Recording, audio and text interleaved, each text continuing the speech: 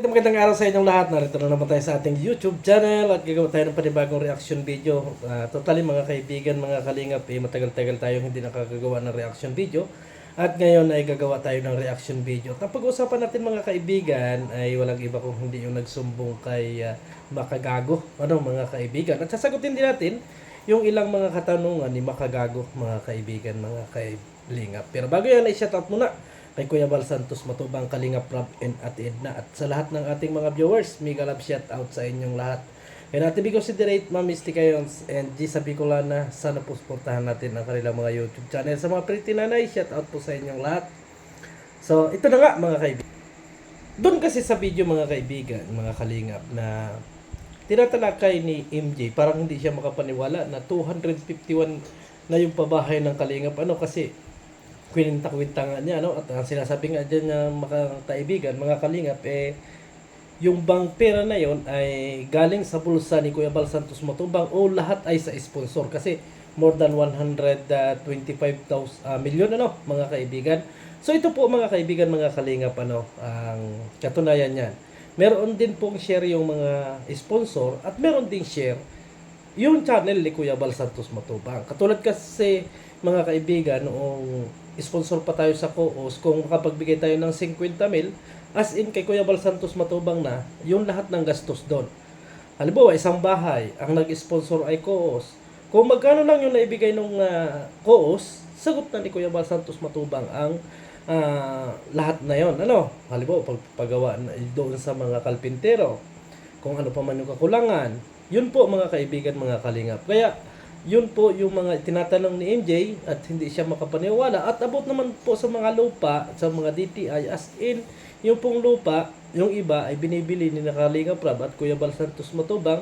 At yun namang iba ay meron na talaga silang lupa, mga kaibigan, mga kalingap. Kaya sabi ko nga, yung mga ni MJ, as in, parang binabase lang niya doon sa mga comment section, nagbabasa lang siya, ginagawa niya lang yung mga bad comment kay Kalingap Rob at Kuya Bal Santos Matubang. Totally wala naman talaga siyang kaalaman kung ano ba talaga yung ginawa ng Kalingap, kasi doon pa lang sa pabahay mga kaibigan hindi na siya makapaniwala. At talagang ang ipinupokus niyan dyan mga kaibigan ay kung totoo ba talaga yung sinasabing iginugrow ni Kalingap Rob ang mga angel, at pagkatapos noon ay pinapagawang syuta, or halos para sa tingin niya ay pinipilit yung mga Kalingap Angel na maging syuta noong mga staff ni Kalingap Rob. Totally mga kaibigan, mga kalingap, walang ganun walang ganun. Nagkakaroon lang sila ng love team, nagkakaroon lang sila ng kung ano pa man ng mga pero kung halimbawa nagkaroon man sila ng mga relasyon at nagkaroon sila ng pag-iibigan, wala na tayo doon. Diba? Wala na tayo doon mga kaibigan, kasi puso nila yun puso nila yun. Pero dito, walang sapilitan dito mga kaibigan. At yan ay mga concern ng mga magulang, mga kaibigan, mga kalingap. Kaya yung mga rewatal ni MJ, as in, kinukuha niya lang doon sa mga basher, yung mga comment.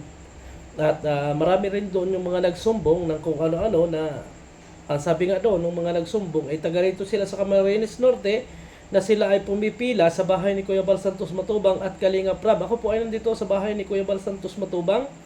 Natotoo po na napakaraming pumipila, mga kaibigan, mga kalingap. Ang masakit po nito mga kaibigan, pumila kahapon, pipila na naman ngayon. Pipila sa isang araw. Ibig sabihin mga kaibigan, sa araw-araw ng ginawa, ay sila rin lang yung pumipila, mga kaibigan. Ano ba? Ngayong araw ay pumila sila.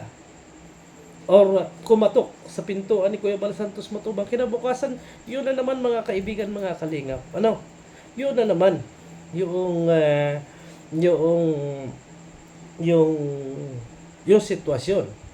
Siguro kahit ako siguro mga kaibigan ay masasabi kong nakakasawa naman na kung araw-araw yung mga tao na yun wala nang ginawa, kung hindi talagang hindi na nagsisikap at talagang naman. At dito po mga kaibigan sa Kalingap ay may tinatawag tayo na kategori.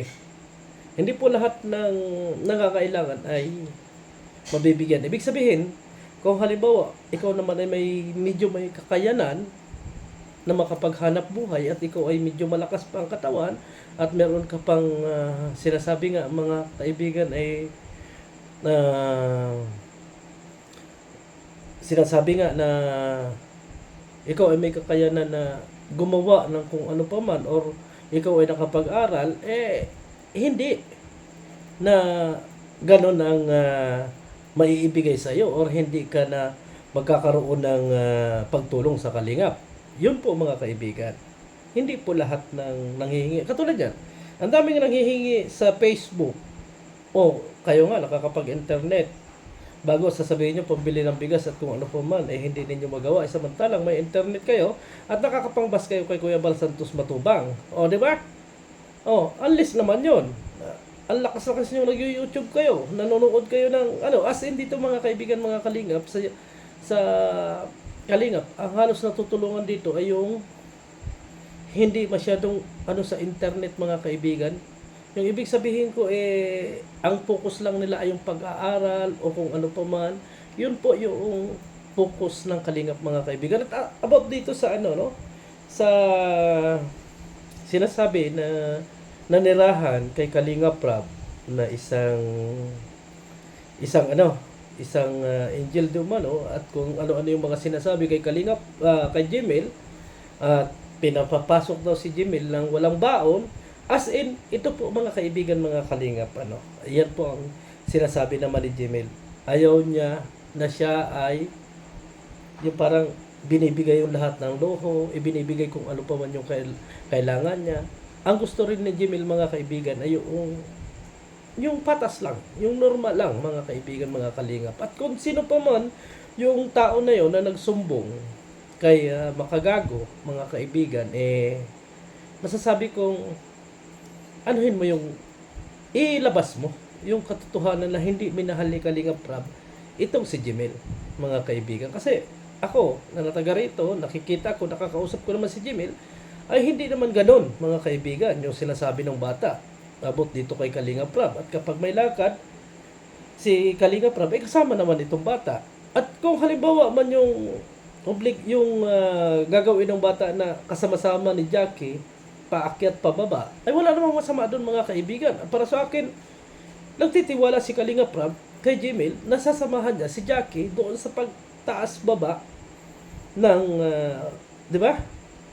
Para sa akin, walang issue yon. Bakit sa inyo mga kaibigan ay may issue? At tutungo din tayo mga kaibigan dito sa isang beneficiaries di umano mga kaibigan na nagsumbong din kay Makagago mga kaibigan. Ang tanong ko sa iyo, ano ba ang ginawa mo? Bakit nabas ka dito sa community ng Kalinga? Totoo ba na ibinas ka ng isang Bal Santos Matubang? Totoo ba na napakarami? Ikaw din kasi yung gumawa ng paraan para ikaw ay mabas. Kilala kita sa totoo lang. Kilala kita para sumbong ka. Pero, ang sabi ko nga sa'yo, kung gusto mong maging maganda yung buhay mo, kung ano pa man yung inaano mo, dapat nagtigil ka. Nagtigil ka. Alam ko kung anong mo. At nakausap na rin kita sa mga bagay-bagay na yan na sinasabi na meron ka boyfriend na hindi mo ano yung tao. Pero ang katotohanan mga kaibigan, mga kalingap, may nakikita na hindi maganda sa'yo. Kaya habang maaga, sabi ko noon, doon sa content ko, habang maaga, ay ayusin mo yung buhay mo. Ayusin mo. At hindi pa hulihan lahat.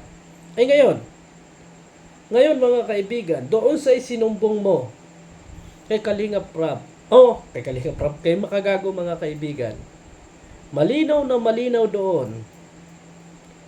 At alam ng lahat ng mga viewers kung sino ka. Kahit hindi ka pangalanan, alam na alam yung takbo ng pangyayari dito sa Kalingap. Kung bakit ka nabas. Kung bakit nagkaroon ka ng napakaraming bashing. Di ba? Noong una at noong pangalawa, at ngayon ay tumirada ka na naman. Di ba? Kilala ka sa totoo lang. Kung ikaw sana ay nagsumbong mga kaibigan ay inilayo-layo mo yung usapin, ay baka sabihin kong hindi ka masyadong makikilala Kaso kilalang kilala Kilalang kilala yung iyong mga pagsusumbong na yon. Ang tanong ko, ano ba yung ginawa mo rito? Ano, pinag-aaral ka, binibigyan ka ng scholar, pero ano yung gusto mo? Oh, masyado kang demanding, marami kang gusto. Alam mo na bawal mo nang gumawa ng YouTube channel, pero anong ginawa mo? Gumawa ka pa rin ng YouTube channel. Lahat ng kung ano-ano pa mga nasabi mo sa YouTube channel mo. O, di ba? Ay, sino naman ang gaganahan tutulong sa iyo? Di ba? Ang tanong ko, ang sabi mo diyan, ang parang sinasabi mo diyan sa pagsusumbong mo kay MJ, ay yung magaganda lang. At sabi mo pa diyan, ay nalilink ka doon sa iyong scouter, pero may BF ka. Pero ano ang dahilan kung bakit ikaw ay nababas? Alam mo may BF ka. Alam mo pala na may ano ka. Pero ano ang ginagawa mo? Ano yung pinapahalata mo? Oh, doon sa mga viewers, bakit nakitaan ka ng mga bashing? Oh, di ba? Yung kaartihan. Tama o mali? Tama. Tama mga kaibigan, mga kalingap. Yung kaartihan. Ngayon,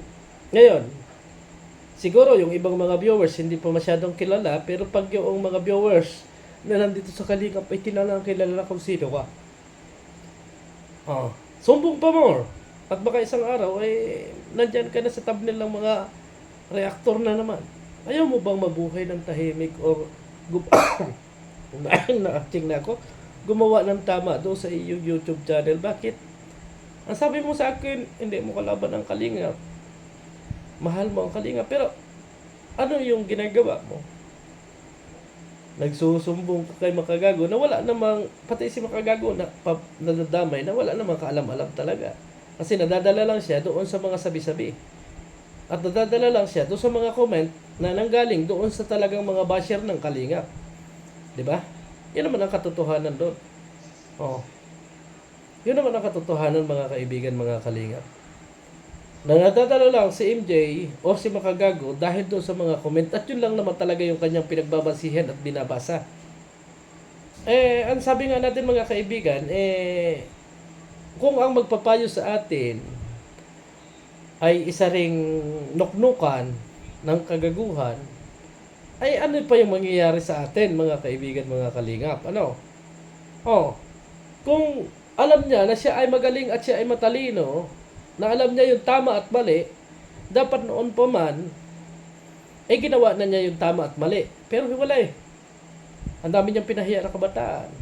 Marami siyang pinahiya na babae na wala namang nagbabase siya doon sa mga sabi-sabi. As in, hindi ka panipaniwala, mga kaibigan, mga Kalingap.